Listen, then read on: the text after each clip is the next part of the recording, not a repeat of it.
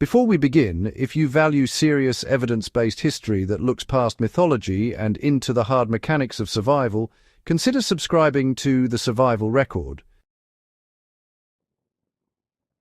This channel exists for viewers who want to understand how people actually endured history's worst conditions, not how those events were later simplified. One of the enduring misconceptions about World War II is that it produced clear moral lines not only in ideology, but in methods of survival. In reality, the war forced soldiers, civilians, and resistance movements to adopt techniques so extreme that even the victors later agreed they could never be allowed again. Many of these methods were not acts of cruelty for cruelty's sake. They were, in fact, improvised answers to starvation, exposure, disease, and overwhelming force.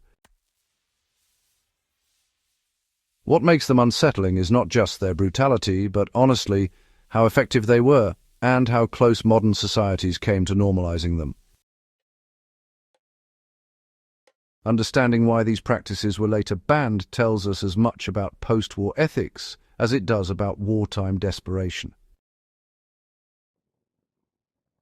During the Second World War, wounded soldiers were quite often actually safer remaining untreated than entering enemy medical systems.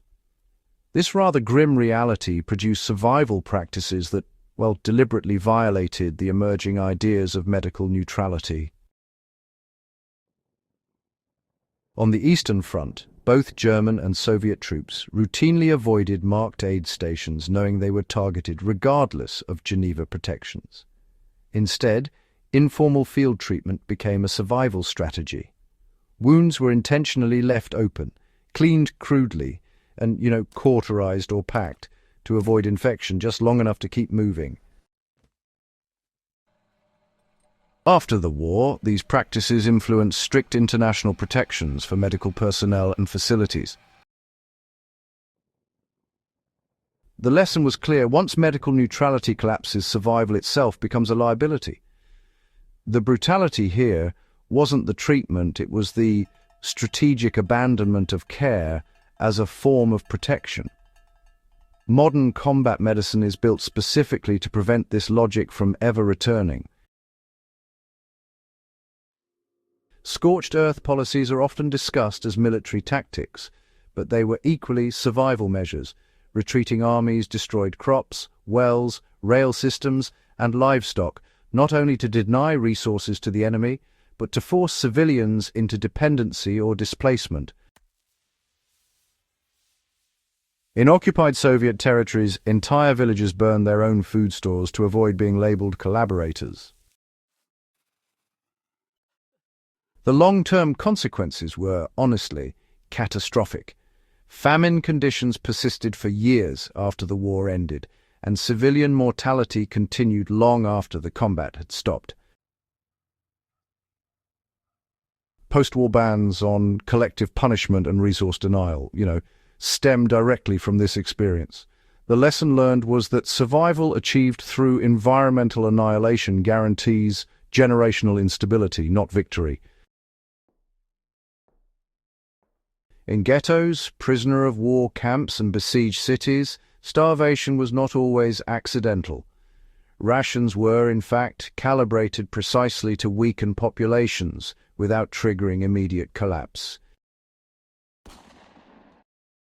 Prisoners learned some pretty brutal counter-strategies, things like consuming non-food materials just for a few extra calories, deliberately slowing their metabolism, or even self-infecting with mild illnesses so they could be hospitalized, where, honestly, food access was just a bit better. These acts, they really blurred the line between survival and self-harm.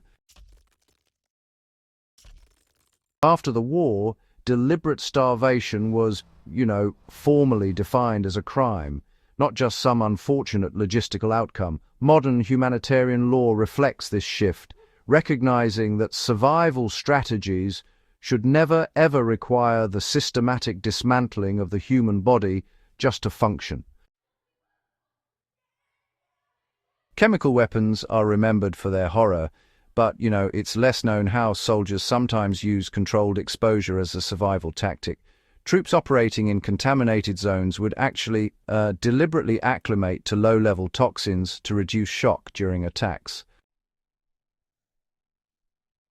Gas masks were rationed or modified, and, soldiers trained themselves to operate briefly without protection to conserve equipment. The post-war chemical weapons bans were not just moral reactions, they were acknowledgements that once chemical exposure becomes survivable, it also becomes normalized. The danger wasn't only mass death, but, gradual acceptance. Survival doctrine since then emphasizes absolute prohibition rather than mitigation, a direct lesson from World War II experience. In occupied Europe and Asia, blending into civilian populations was often the only viable survival strategy for downed airmen, resistance fighters, and escaping prisoners. This involved discarding uniforms, falsifying identities, and, deliberately violating the laws of war that distinguish combatants from civilians. The brutality lay in the consequences. Civilians caught aiding disguised soldiers faced execution, while disguised soldiers, honestly, forfeited prisoner of war protections if captured.